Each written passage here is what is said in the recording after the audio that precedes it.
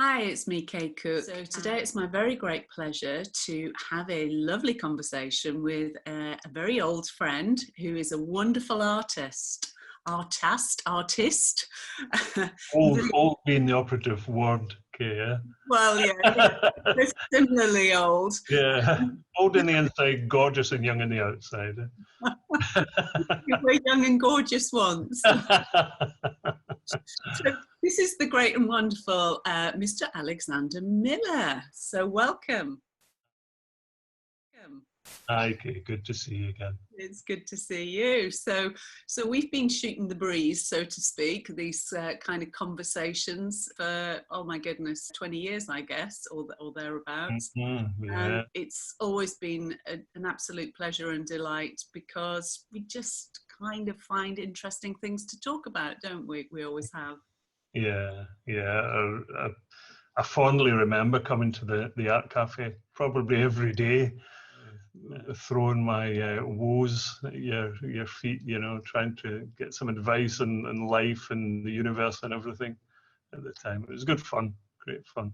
Good fun days. What's been happening for you since those heady days of rising to great stardom as an international artist? There's been so much happened when I think about it. I was tied to in a contract with a big art publisher at the time, which it was like a double-edged sword. It had good points and bad points. The good point was that you had lots of regular sales, steady income stream. The bad point was that you were on a treadmill and you were just having to churn out paintings, and it was just non-stop. When you start off, you'll accept any contract. When you're an artist just starting out, you'll accept anything just to get going. And that's not the best thing, because once you're trapped in that contract and things kind of take off, you're set at a little piece of the pie. And when you become really popular, you expect the piece of the pie to get bigger. And the men in the suits, no, they're businessmen. They're not artists, they're businessmen. So they keep your piece of the pie quite small and they take the profits, So I couldn't wait to get out of that contract, and I eventually did. It took me 10 years. Ever since then, I've been self-publishing, self-promoting. What I've found was that you need the right people around you when you go on your own. And I found that in a guy that used to work with Washington Green, used to work with Castle. He left them as well, and we says, well, why don't we, I need somebody to take care of all the business side, because it's all right left hemisphere in your head, I'm all unicorns and rainbows. I think that's right hemisphere. He's all left hemisphere. He's all business, pi r squared. I call it all pi r squared. So he's all pi r squared, and he takes care of that for us. So from there, we managed to launch our first Alexander Millar Fine Art Gallery in Glasgow, in Princess Square, and it's been great. And then we got an opportunity to do a show at New York, and for the New York Fire Department Museum, which led to renting a place in Soho in New York. And the guy that owned that, he just fell in love with the stuff that we're doing, and he said, your work would sell really well up Midtown.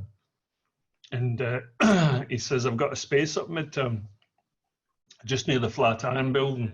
When we went to see it, well, we said, where is it, first of all? And he says, oh, it's in Fifth Avenue. And I thought, hang on, I've gone from being a window cleaner to being an art, and then owning a Fifth Avenue New York art gallery. And that's what we did. We had it for about a year, and it was great fun. And then we've got the chance of opening one in Newcastle as well. So it's been quite a whirlwind in the past past 20 years, but the past 4 or 5 years has been quite a whirlwind. Wow. And that's what life should be. Life should be like full of adventure, and it's like a journey, as it should be lots of ups and downs and bends and turns, but there should always be places where a wee laybys where you can come in and stop and just admire where you are in life. You always look out for the laybys. Always look out for the laybys. What a great piece of advice for the world. Yeah, absolutely. So there's a huge amount in there about creativity and resilience and going with the flow and so on. And I hope that we can return to that in a moment in conversation. But there's a couple of things I'm interested in just kind of sharing with people who may be listening or watching this. So just to be clear for anybody who doesn't know Alexander Millar, which I find very hard to believe, but if they don't know his work, when I first met you, my goodness, you mentioned being a window cleaner. You were still doing a bit of window cleaning. I think you maybe I always laugh because when it was raining, I was painting, and when it was nice and clear, I was clearing windows. But you get like in life, you a lot of people, they come up to that cliff edge where there's an opportunity, but it's a scary opportunity, you know. It's like you can't see the bottom, you just see a dark hole. And a lot of people don't jump. And, you know, when I was going through my dark night of the soul, I was kind of pushed because your unconscious pushed me over that edge. And it was the scariest thing in the world to do, but it was the most beneficial, most exciting thing that I've ever done. And I would encourage anybody that if and when you come up to that cliff edge, to just bite the bullet and jump and see where life takes you. I've found that the more you surrender yourself to life and stop kicking and pushing and shoving and forcing, once you surrender yourself to life, life kind of carries you. And it's almost like a gentle breeze. It's like it floats you along life, and it'll take you where you're meant to be. We think we should be here when really we should be over here. And we spend all our time and energy pushing ourselves to get to there. And then we eventually find out that that's where we should have been in the first place, over there. Once you surrender yourself to it, life will take you to that destination where you're meant to be. If you're listening and if you're feeling, because you're talking about the sort of flow, really, aren't you? That flow state that we often talk about. There's something in there that maybe you are aware of, or maybe it's just my perception, but I remember in those early days of, you called the dark night of the soul, you know, when you were ready to take that big jump and go for it. You didn't just jump into a dark hole and just trust, because I remember you had, whether you were conscious of it or not, you had a vision of your future. You had a vision of yourself as a highly successful artist and of global recognition. And I remember you talking about, you know, visualizing yourself or believing that you could go to America, for example. And so there was something else guiding you there, whether you call that inner wisdom, or whether it doesn't really matter where it comes from, but you weren't just jumping blindly. You had a bit of a vision about what the future might be like. Is that how it was for you? Yeah, I think until you understand how the unconscious, how the mind and how life works, you only have desire and wants and needs, but it's that desire that we call it. But I would encourage people to understand life a bit more, because when you go to school, you get taught the pi r squared. You get taught how to, you know, add and read and write and all that kind of on. But I said this to my daughter the other day, because she's homeschooling her kids, you know, and I says, stop homeschooling them, the 6 and 4. I says, let them play. Forget about school, because you'll only take less than 10% what you learned at school into modern adult life. And it's when you get into adulthood, you have to understand life's secrets. And really, you have to understand those secrets, because there are secrets in life. There are secrets that nobody wants you to know.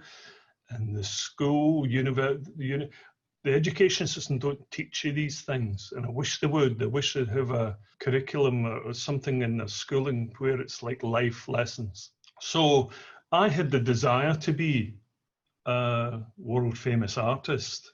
I hadn't a clue how it was going to happen.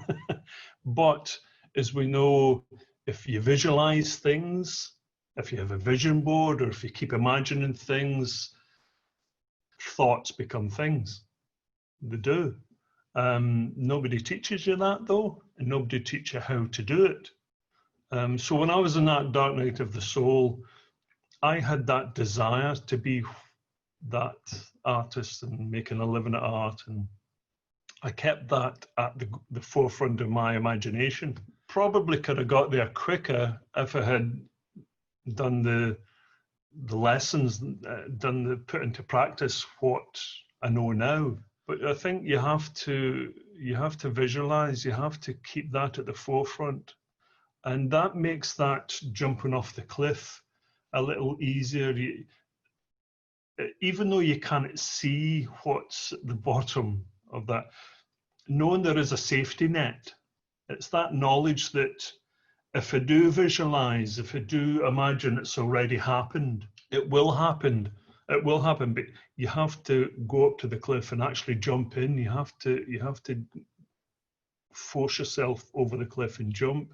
And I've got a little theory, you know, like I knew a lot of people that were on antidepressants and pills because they were suffering depression, and I had depression as well. And the pills, they'll help you to a point, and your unconscious will push you up to the cliff edge. And you think, oh my God, no, that's a scary place to be. So you'll start going to the doctor and you're popping the pills, and your mind will come back from the cliff. And then you ease off the pills, and then your unconscious goes, right, okay, now push you again, you come back up there. And it's a vicious cycle. They seem to go up to the cliff edge, take the pills, come back, and then this. And for years and years, people get into that cycle. And they're holding their life up. That's their life now. They're in this treadwheel, you know. Going back to how I felt, it was more beneficial for me, and it was more advantageous, even though it's a scary thing to do, is actually to come up to the cliff and jump off and see where life takes you. And it's always, there was a video of Will Smith, and he's a great one for the visualization and this type of thing. And his first skydive. He talked about his first skydive, and he said it was like coming up to the cliff edge. It was like standing at the doorway of the plane ready to jump, and his heart was pounding and pounding. And yet when he jumped, when he got to the bottom, he wanted to do it again. It was like, oh my goodness, that was the most exciting, invigorating and thrilling thing to do. But you have to give yourself that. You have to give yourself that little bit of faith and confidence that life will support you, that there is a way. There is a way for people to get, if it's out of a situation or a destination, life will always find a way for you. Whether it's through your own unconscious movements, or whether it's life itself, I don't know, but there are those little steps to take that will help you to get where you need to be and want to be. Absolutely. And for any NLPers, anybody involved in the NLP world will recognise that what you're talking about is, you know, the clarity of a well-formed outcome. And so you take yourself forward in life as if it has happened or is happening, you know, with that full sensory experience. And I think a lot of people talk about that as manifestation, and of course it is. You're creating the future you are the architect designer of your own life, but perhaps at the time you weren't so clear about it, but actually on reflection I hear that it's like, oh yeah, that is how it is. Also, just on the subject of NLP, for any NLPers watching, you were the person who got me to do my first NLP practitioner. Because I remember having a chat with you and you were going, oh, I've been doing this cool thing that's called NLP. And I'm like, you said, do you know about it? And I'm like, yeah, of course I do. Because I'm an avid reader and have always been interested in, psychologies and behaviors and so on and so forth. And, background in education. It was like, yeah, of course I have, because I'd read about it, but that's not quite the same. And it was thanks to you that actually I embarked on my journey to discover how my mind works, and then have gone on to have a good solid career in helping other people to help themselves. So I mean that's great. It's a great journey for yourself as well to be on. The thing that helped me when I used to come and visit you was being able to talk to you. And I'll say that to anybody, that if they're, whatever situation and problems or whatever they face in life, if you've got a listening ear and somebody that will guide you in the right way, that's more important than anything. My God. I remember I've been told as well that I would say the same thing over again, and it's this repetition. It's almost like I was wanting a reassurance for the journey that I was embarking on. Anybody in any problems, like, they really need to talk. Talking's so important, and you'll know when it's the right advice because you'll feel it. Yeah. Rather than hear it. You might not understand it, but if you feel it in your stomach, you'll feel that, oh, that's right. That's where it makes sense. If you feel that gut feeling, if it makes sense there, go with it. It might not make sense up here, but once these two things combine, that's where you that's where it is. You'll feel it in your stomach. It's odd. Weird. Really interesting. Something that I have written about in my book. It is one of the essential core needs of a human being is to have somebody who can listen unconditionally. And it's not necessarily about giving advice. It's about just being present with somebody, isn't it? Yeah. And that in your life is very important. I volunteer as a Samaritan, and that's largely what we do. We are just present with that person completely and utterly, and we're just listening. And it serves a very important function somewhere in the alignment of conscious and unconscious. It's interesting. And just going to throw it in there, a Samaritan helpline is 116 123, great listening service. Something that's stayed with me all these years as I grew to understand the power of the unconscious mind through the Bandler technologies, something that I was greatly aware of when I owned an art gallery was watching people's unconscious responses to what they were seeing, what they were experiencing. And I knew, that's how I knew your work was always going to just take off, because if you in those early days, we'd have to decide which bits of artwork we'd take in and put on the walls. And if you followed the artwork that followed all of the academic rules for creating art, they would be perfect. But they didn't get the emotional responses from the audience. And yours got huge emotional responses. And I always link that to, in NLP terms, the Milton model, that whole ambiguity, what's left out, the suggestion, so that everybody could look at one of your gadgets and go, oh yeah, oh, that's just like my uncle, oh, that's just like my father, oh, that's just like my grandfather, oh, that's just like so and so. So people could fill in the gaps and make it personal to them, even though it was immensely personal to you as your expression. There was something that was really resonating with other people's emotional selves.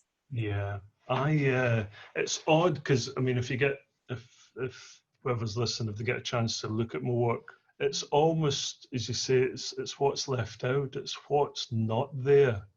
So the main thing, because most of my figures that I do are from the back. There's no faces, and I learned from an early age, from an early point in my career, that, as you say, it's the ambiguity of the thing, that it's the less is more. And it was all by accident that I came across these things. And I used to have the figures in a background in streets, a street scene. And some were side views, some were front views. And the accident that I had was when I didn't have models at the time, and I used to go to Newcastle, and I used to go where these old men congregated at the Central Library. And they used to see me with my camera, because I would sneak up with my camera, and they go, oh, here's that guy back again, here's that bugger back again.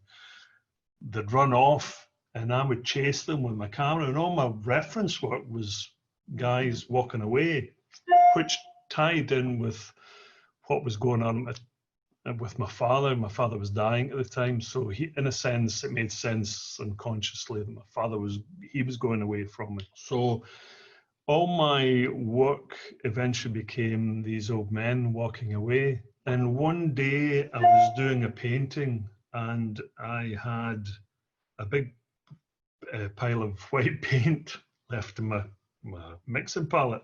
And I thought, typical Scotsman, I'm not going to let this go to waste. I'll just add some texture to the... So I got rid of the background, and suddenly this figure just went, ta-da! And it jumped out at the canvas, and I thought, oh my goodness, that's odd. That the more I was taking away from the picture, the more it was making sense to me. And that's how these gadgy figures, these old working men figures were born. It kind of made sense when you mentioned people's reaction to them, because the number of times, countless times, people would stand and cry at the paintings. And it's just tears pouring down their face. I used to have a joke. I used to put my arm around them, and I said, are the paintings that bad? And and they say, oh, it reminds me of my father and my grandfather. It reminds me of this. And so it was almost like the more I took out of the painting, the more that people looked into the thing. It allowed them free range to emotionally attach themselves to the piece. And that had an effect on my sales, because my sales went through the roof. I remember going from like selling a painting of yours for, this is 20 years ago, for something like £350, and then 3,500, and then 35,000. It was just add and all. It went phenomenal, didn't it? It's crazy. Well, it's funny because I had a painting that I had above my fireplace for years, and it's kind of very dark scene. I remember I came to your house and I went, I want that. No, it's just this guy with his arms, and he's looking at the stars. The amount of people. And that meant a lot to me, because to me, that's exactly how I felt when I came out that dark night. It was like, oh my God, I've come through it. It's like I've entered that bliss, or the grace stage, you know. You see, I was raised in a very religious family, very high control. I was a Jehovah's Witness. And it was very high control, you know. Life was very black and white. So your life was very structured, very controlling. You had 5 meetings a week. You had going from door to door, and there was no time for yourself to sit and actually think, oh, hang on, who am I? Anyway, when my dad died, I went into that tailspin and left the religion and left all my community, and it was a very, very uncomfortable place to be. That reflected itself in the work, and that painting, when you come through, it was like, oh my God, I can breathe, and everything became multicolored. It was almost like if you get colorblind and you put those glasses on, and it's like, oh my God, the colors, I can see colors. I didn't realize the world was like this. I was always told the world was a terrible place, horrible place, keep away from it. And it's like, wow, this is amazing. So that painting meant a lot to me. And I had it for about 6 years in my fireplace, on top of my fireplace. And I got an email from a guy in Aberdeen, and he said he was obviously moved by it, and he says, I want to buy that painting. And to put him off, I said, well, you have to pay me £100,000. And he went, send me your bank details. And it was like, oh, it was like he called me bluff, but it was like, oh, I'm going to have to let it go as well at the same time. So that was my first £100,000 painting. And then when you get to that level, it's like it opens up another door. And I've sold a more expensive one since then, There's another thing, that you should never limit yourself. Never limit yourself to think, this is my station in life, this is my level. I always remember an interview with David Bowie, and it was fascinating. It was only a 5-minute interview, but he said, if you're a creative type, you should always get to a point where you're up to here in the water, and your feet just at that point where you can't touch the bottom. And he says that's where the inspiration, that's where the magic happens. When you just get out your depth, the uncomfortable bit, you get out your depth, that's when you do your best work.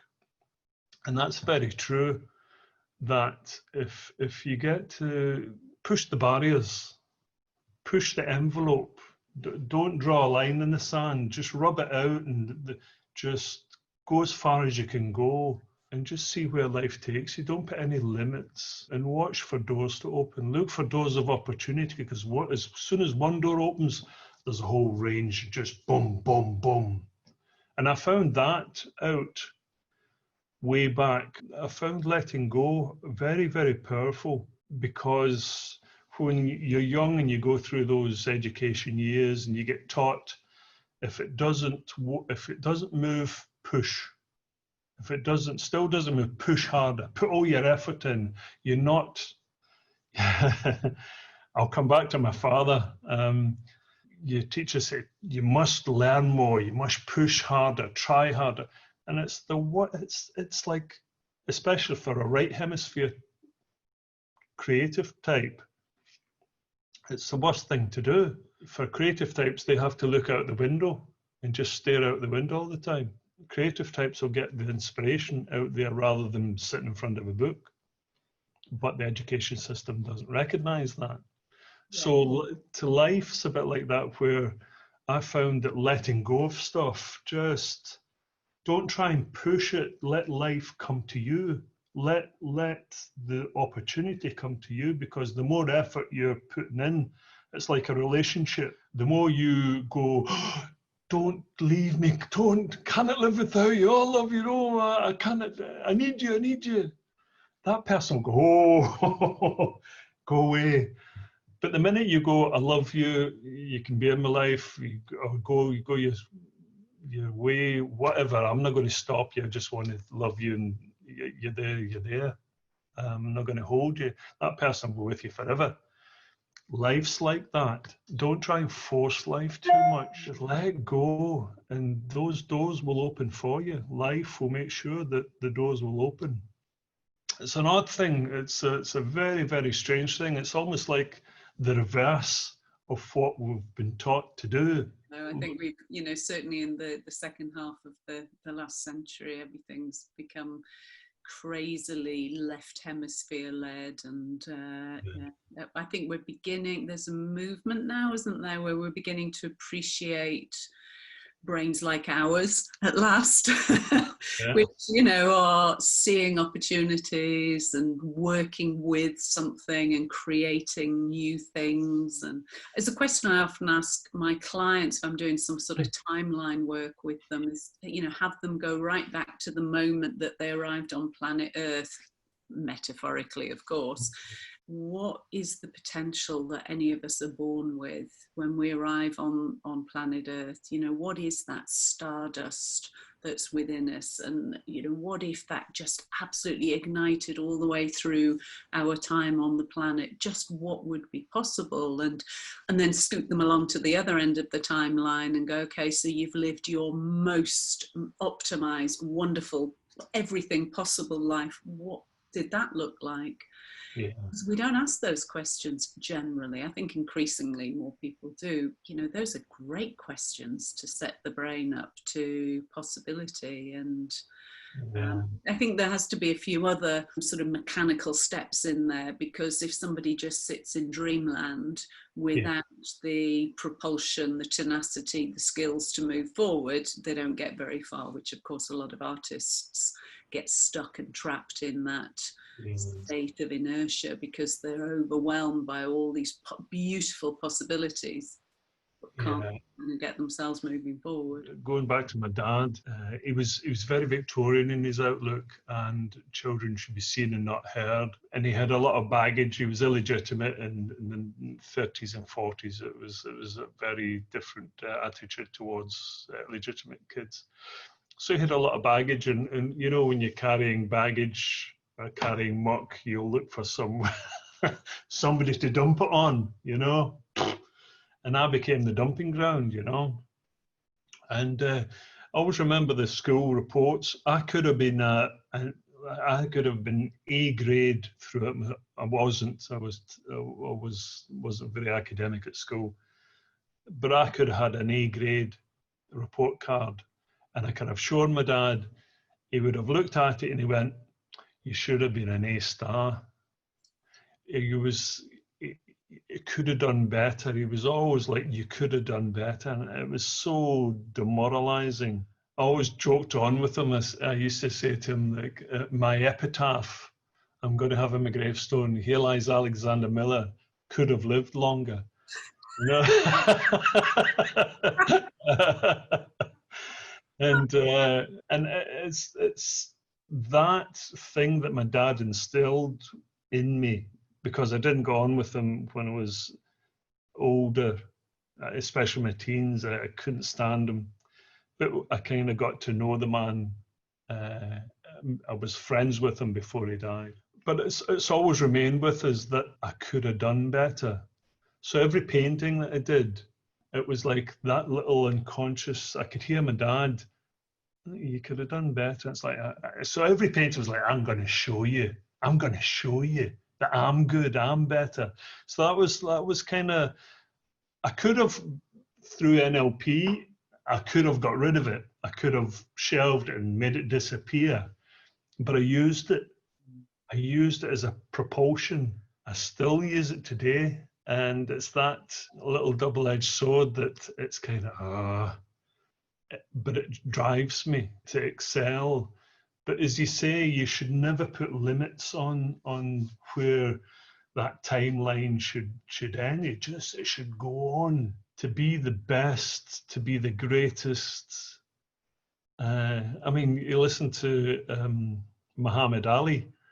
You know, "I am the greatest." He talked the talk and walked the walk. He was the greatest, you know, and he made sure he told everybody. It's almost like you know, was it Hitler that said, the bigger the lie, the more people will believe it, you know. But if you have that self-belief, whatever skill you muster up along the way, or whatever talent you have, self-belief will take you such a distance in your life. In those travels, the doors will present themselves to you. So, self-belief's a good thing. Something in there, yeah. I think that thing about self-belief, because that's open to interpretation, I guess. But what I think you're saying, and I believe it, it's being. You are the best. You are the best at being you. And each and every one of us is doing the best we can right now with what we've got. So what if we continue to be the best of us, you know, and then what, and then what, and then what? I think that's for me what self-belief is. You mentioned your dad a lot, and I know how important what both of your parents were to you. And there's something about those early paintings that connected you to your early years, to Springside, wasn't it? In Springside near Glasgow. Not Springfield, that's where the Simpsons are from. Every time I say I'm from Springside, oh, do you know Homer Simpson? No. But near Glasgow and in Scotland, and over the years, the conversations I've had with you, I know that, you know, a lot of your paintings are you kind of going into your inner worlds, and almost as if, and I wonder if a lot of artists do this, you're sort of expressing something and maybe redefining it or connecting the dots or making sense of it. I'm kind of making sense of it for myself initially, and that's important, because if you don't feel it yourself, you'll never be able to express it on the canvas. Somebody pointed out not so long ago, and I hadn't realized it, was that they said, do you realize your painting is done from the perspective of a child's eyes? And I went, oh yeah, because I'm like, the paintings are actually looking up to the characters. And again, it's an unconscious thing. I hadn't realized at the time. But my kind of happiest times were in Springside. It's a little mining community just outside Kilmarnock, in between Everton and Kilmarnock. And it was like Brigadoon. It would come out the mist every 50 years. It never changed, you know. And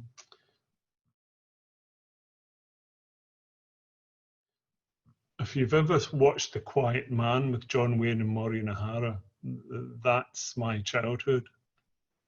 That's the kind of people that I was born and brought up with. And it was because you're a kid, you've got no responsibilities as well. And it was a secure, safe time. And I think that's what I try to express in my paintings, is that because it's done from a child's point of view, I want to wrap myself up in that warm blanket of safety and security and nostalgia. And it's odd that the only way I can describe and express it to all the students that usually ask for advice how to break into the art world and and I'll always say that you can learn the mechanics of painting, learn the skill of art here, all the composition, mixing colors, what have you. But you have to paint from here.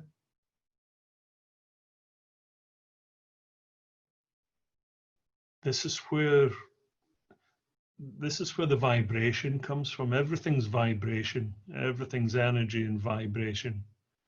And whatever is vibrating here, you'll put that vibration will stay onto the canvas, and it resonates with people that watch it. And that's why people stood and cried. I did a painting of the shipyard. It was just a ship being launched and all the old men around the front with the flat caps. And it was in Glasgow, this guy, he floods of tears. And it was Billy, the guy that works with me. He was selling the painting to him and had to sit this old fella down, and he said that he worked in the shipyards, and the narrative in his life was that when they launched the ship, it was a moment of pride, but they weren't sure that that was going to be the last ship they'd ever work on.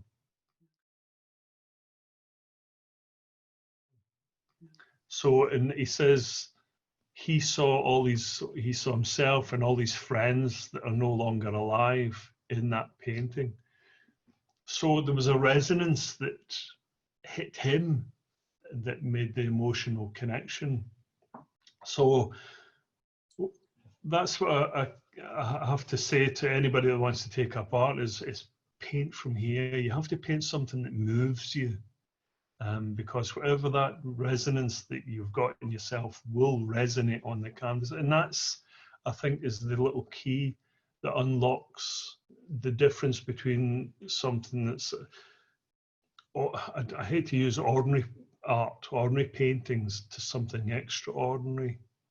Even though my work is quite naive, there's something extraordinary, and it's something I've come across accidentally or understood. And when I understood it, I thought, oh, there's the key to. It's almost like miners, when they come across a vein of gold, it's to be chipping and mining it, and then they come this in the tiny little vein of gold, and you think, oh, there it's.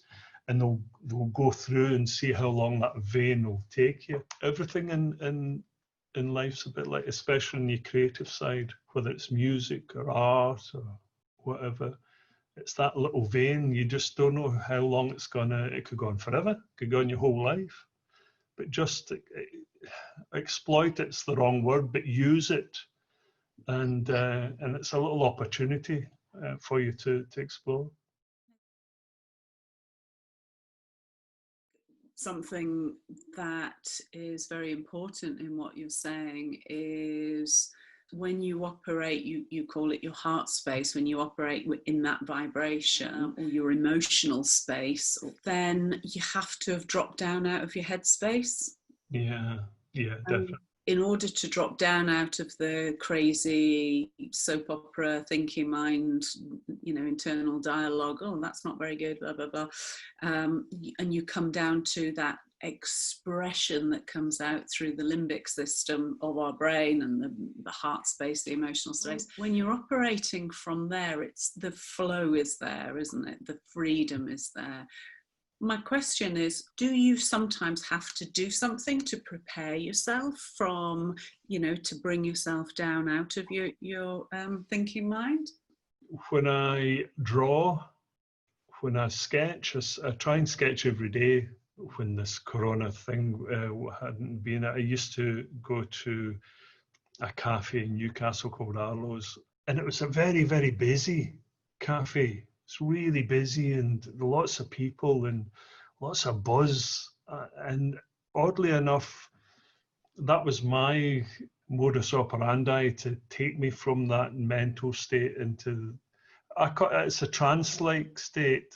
The only way I can describe it, when you talk to someone on the phone and you're doodling, you don't realize what you're doing. Well, that's the state you have to be in when you're drawing.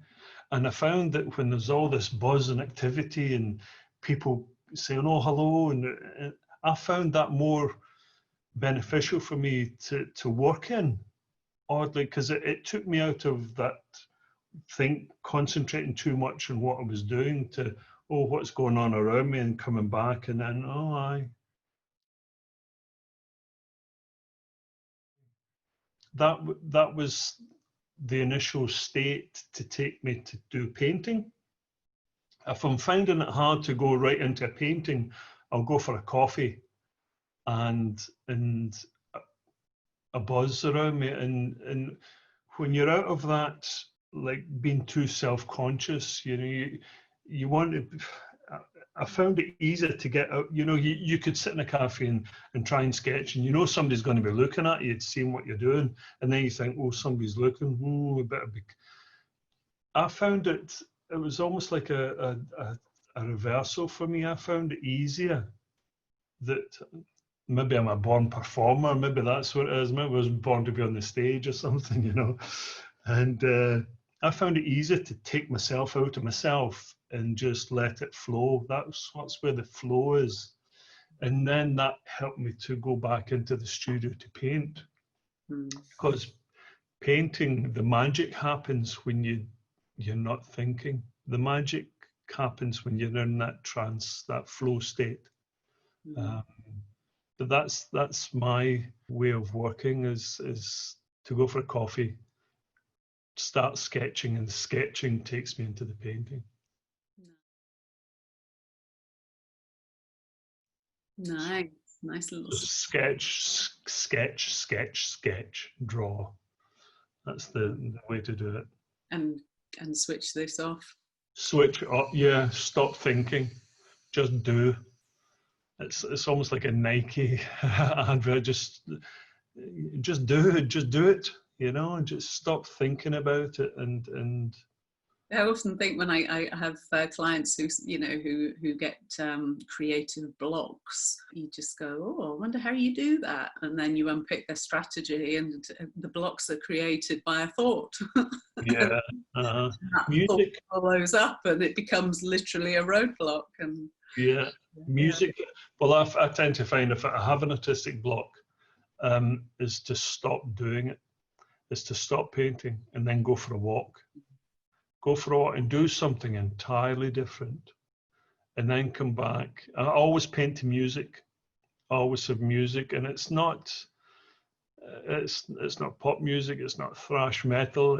It's nothing structured in a way. It's if you've heard of a band called Sigur Rós, it's very hypnotic. You know, it allows you to let go of this thought process, and allows your conscious can listen to the music and then let you get on with it. That's beneficial. Nice. Yeah, there's a piece of music called Spiegel im Spiegel, and it's the simple. You have to Spiegel im Spiegel, and it's just a violin and a piano, and it's just one or two note procession, the violin over the top. Oh my goodness.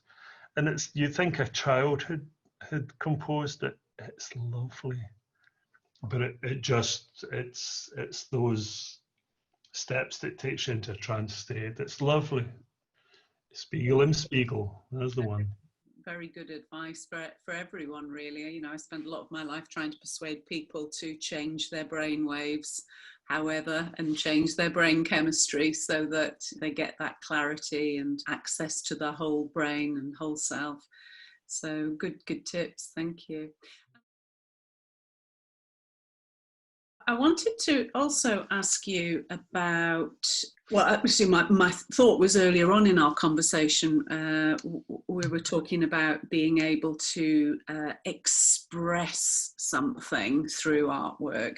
And I was reminded of a bit of research I read a few years ago after 9/11. And the research showed that children who had successfully readjusted after the trauma of having witnessed the Twin Towers attack were the children who, during play therapy and art therapy, had come up with solutions in their minds. So they were able to draw trampolines to catch the people falling out of the buildings, or parachutes, and it's like their unconscious mind took over and helped them to make sense of what their sensory experience had been. And as a result of that, the brain could go, okay, taken care of, don't need to think about it anymore, move on. Yeah. And that's very simplistic, because there's a lot more to trauma encoding than that, clearly. But I like that idea of the importance of the unconscious mind is always trying to make sense of stuff. So that was on my mind when you were talking earlier about, that whole need to make sense of your childhood, your relationship with your father. But it also brings me to the whole subject of 9/11. And on the back of that, you had a very successful exhibition, didn't you, in New York? Yeah. That was fascinating. It all started when I watched a video of a lady called Pearl Maynard, and she spoke of that morning of 9/11, and she was listening to her son get ready. He was early 20s. He was called Keith Roy Maynard, and he used to sing his favourite song every morning to get ready, and he was instrumental in getting a lot of young black kids into the fire service. So he was singing his favourite song, America, and he was getting ready. And he had a little boy himself, but still lived with his mum. And he was said by he said bye-bye to his mum, and that was the last day she saw him, because he got killed in the North Tower when it collapsed. And it was just that lovely video, 50-minute video, and my heart went out to a lovely old lady. Oh my God. So I did a painting, and I used the same strategy, that key of instead of this old gadget, this old man, I made him a firefighter, a New York firefighter. And you know the uniforms that they wear, protective garbs, they have the black, they have the yellow stripes around, and then they have their name at the bottom of the uniform. Well, I put Maynard, I put his name, and I put the helmet, his ladder, the place they worked, not the office, it's the yard where they worked. They're called ladders. So I put ladder 33, that was his ladder number. And he had the American flag draped out, and he was carrying a wee boy, just like, you know, my gadgets. It's the same strategy, it was the same sort of like image, but a firefighter, and a black firefighter. I made him black. I forget how it happened, but we got in touch with the New York Fire Department, and they had charities within the fire department. And we were looking for a way to do an exhibition in New York. It was almost like the universe kind of, okay, this is where you need to be. The structure things, this is going to happen. Whether you like it or not, this is going to happen. So it led me down into the fire department stuff. So I did an exhibition based on firefighters. And I found out from speaking to a lady called Regina Wilson, and she is the head of a fraternity inside the New York Fire Department called the Vulcan Society. And it's the fraternity it's like a union for the black firefighters, because America, the way it is, black people have a very, very difficult time of it. And I hate racism I hated racism with a passion. I decided to make all firefighters black. I thought, well, if they don't get recognized, I'm going to make them all black. So I started painting black firefighters. Then I thought, speaking to Regina, now she's the first female black president that's ever been. And she was in tears because I showed her some of the paintings that I'd done of these women black firefighters. And she says, you know what it is? Here's a guy in a kilt, 6,000 miles away, the other side of the world. He's the only one that sees me and what I do.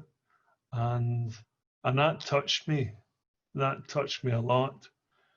So I decided to do more, and I did this a really big painting of what was remaining of the Twin Towers. And I took the image of the American soldiers raising the flag at Iwo Jima, but the figures are made into firefighters with the backdrop of the Twin Towers. It's quite emotive, but there was, out of 343 firefighters that died, there was only 12 black firefighters, and they don't get recognized.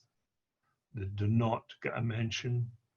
And when I was talking to the firefighters out there, the black firefighters were saying that when the press came around to take photographs, you know, pulling dead bodies out of the rubble and all sorts, as soon as they saw they were black, they would stop taking photographs of them and find white firefighters to, oh, it's awful, shocking.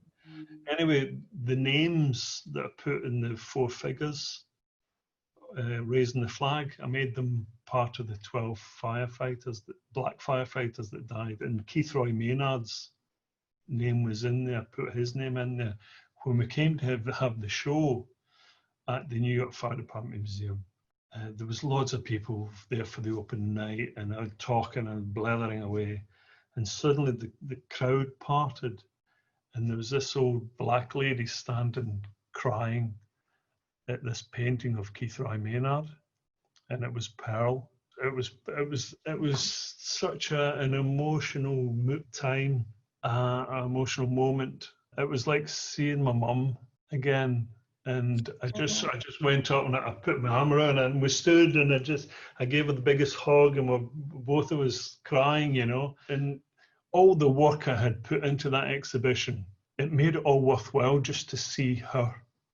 And I says, this is Keith Roy's painting, and then I explained about the Twin Tower one. I says, I've put his name in there as well, because she had said in the end of a video that she's going to spend the rest of her life making sure his name is not forgotten.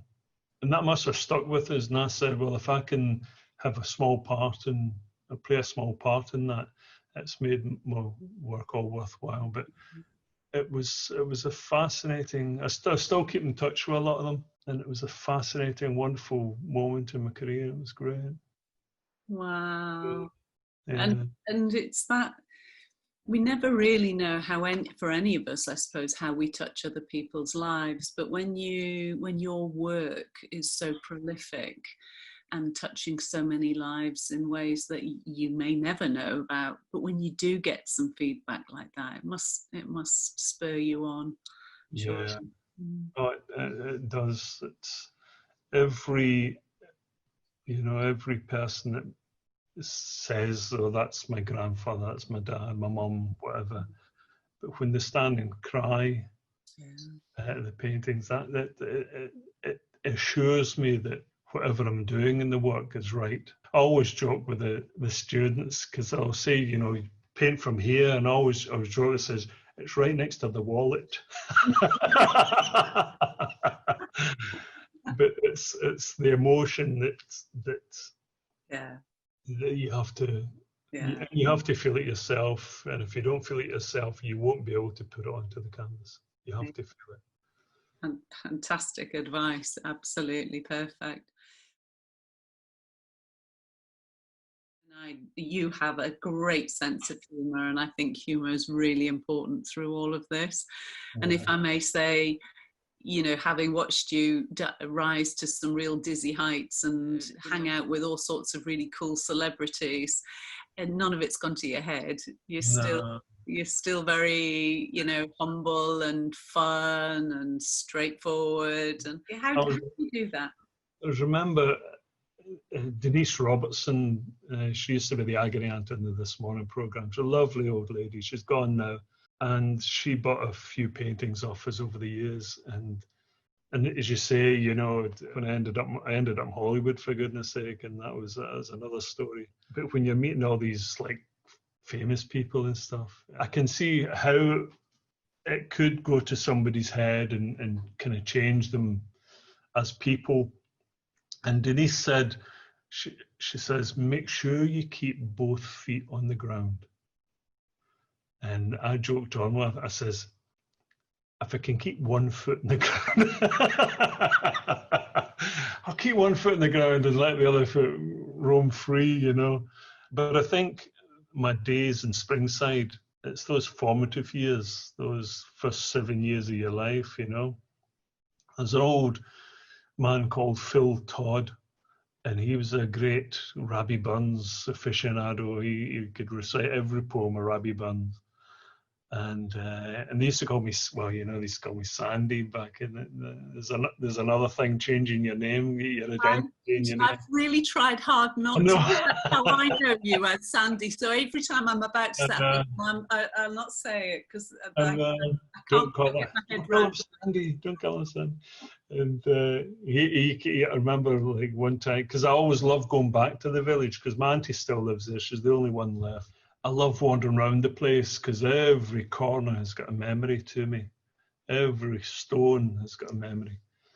And Phil Todd, he says, Sandy, they can take the boy out of Springside, but they'll never take Springside out the boy. And it's very true. It's a leveler. It's a good place to be, because it's like any moment in your journey, you can have those ups and downs and twists and bends, but there's points where nothing else matters, and you take in this wonderful view. It costs you nothing. It's just arrived in front of you. Having been brought up in that small village, it kind of makes you realize that you can have this, that, and the other, and the lesson is, don't forget the important things in your life. And the important things are your happiness, your family, and whether you're loved. You know, it's the little things, but they're the big things. I guess my upbringing, even though my dad was hard on me, I kind of it's been a good learning curve, a learning process. And being Scottish, I think, as you say, humour plays a big point. We're very self-depreciating. You know, look at our football team. That gives you an idea. We've got a football team. We have. It's called Scotland. You probably noticed Scotland nil, but we've got a football team.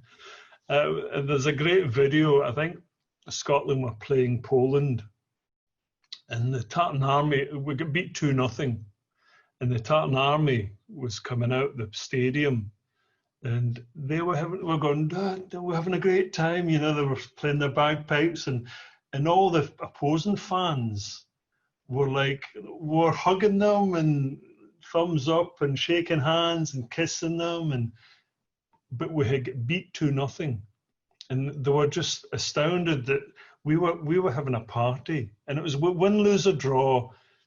We've made a whole lot of new friends. We've had a great time. We've watched a game of football, and that's, I think, what's instilled in you being in Scotland. If you win, great. If you draw, great. If you lose, great. You've had a good time. Don't think too much of yourself. If you do, there's always somebody that will bring you down. There's always somebody, who do you think you are? It's nice. There's a lot to be said for your nationality, your background, and don't forget it. I think there's something else though in there, which, from my observations anyway, which is you understand yourself well enough to make the best of what you have and where you're at. So you've taken the time to figure some of that out and figure out a bit of life. I think, you know, I've noticed that whoever you've kind of rubbed shoulders with, you're aware of them and what's true for them, but you've been comfortable with who you are and knowing yourself. I don't know, I think there's something in that too, because I don't think it's just about your background, because we know that the world is filled with a load of complete flunkers who've had. I've found that I don't know whether it's the world that they live in. When I ended up in Los Angeles, because we're trying to get a TV thing up and running, and I got to know everybody. I mean, all the big stars and stuff, and a lot of them are very fragile. A lot of them are they're worried about their star is in the ascendancy, is it the decline, and that it's, in a sense, it is them, but it's something outside them. It's is their eyes? Is it falling? And they become so worried about that. And they tend to forget who they are. I remember I was invited to Brit Week. It's a celebration of all the Britishness out in Los Angeles, and Tony Blair was hosting the thing, and they wanted me to auction one of my paintings off to raise money for the charity at the time. And everybody was like, you know, I think he'd just been the Prime Minister and he was doing his tours and this, that, and the other. And I had my kilt on, and everybody was like, "Oh, Tony Blair." And I came out and I went, I says, "Oh, hello, Barney lad." I says, "Newcastle having a shit season this year."